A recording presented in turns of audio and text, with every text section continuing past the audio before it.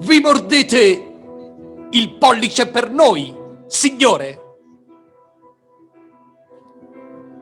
Do you bite your thumb at us, sir?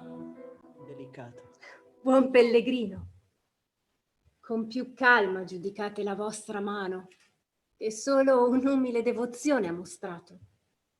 Anche i santi hanno mani, che i pellegrini toccano, e chi torna dal Santo Sepolcro usa unire palmo a palmo. E non hanno labbra i santi e i devoti palmieri.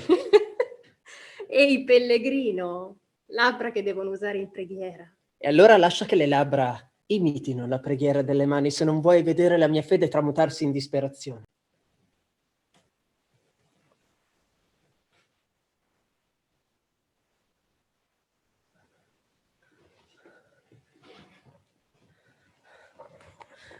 Will thou be gone? It is not yet near day. It was the nightingale and not the lark that pierced the fearful hollow of thine ear. Believe me, love, it was the nightingale.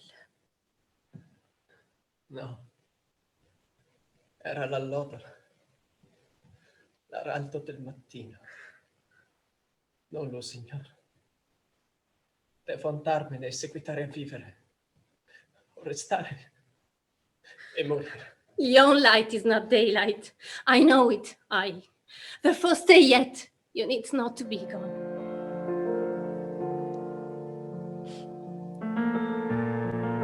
A glooming peace this morning with it brings.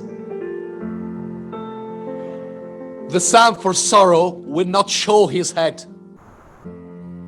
Go hence to have more talk of these sad things. Some shall be pardoned, and some punished. Never was a story of more woe than this of Juliet and her Romeo.